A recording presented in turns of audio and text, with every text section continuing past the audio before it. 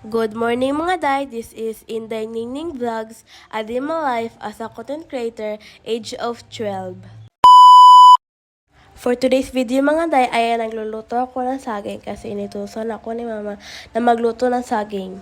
So guys, nasa kusina ko guys, nagluluto ng saging. Tapos yung mga pamilya ko nasa labas, nag-usap-usapan sila.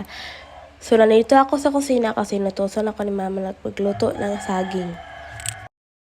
At talaga naman guys, sobrang ingay namin dyan kasi meron akong kausap, yung Sigunsalo, yung kapitbahay namin, pero dito ko siya guys, usakapan kami dyan.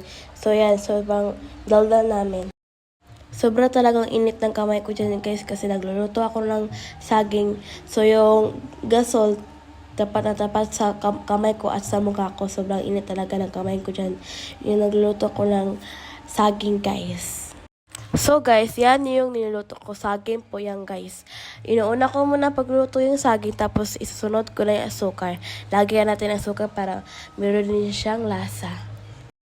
So guys, binabaliktad ko na siya guys.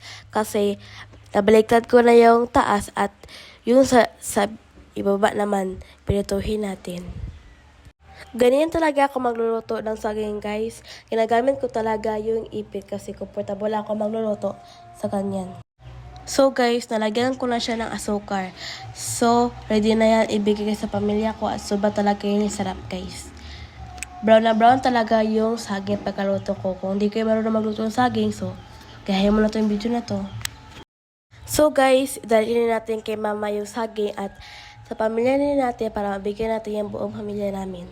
So guys, tinawag ko na dyan si mama. Hindi ako kakain sa saging guys kasi busog na busog talaga ako. So guys, yan yung result ng niluto ko. Sana nagustuhan nyo. Bye bye guys. Thank you for watching. Bye bye. Have a nice day.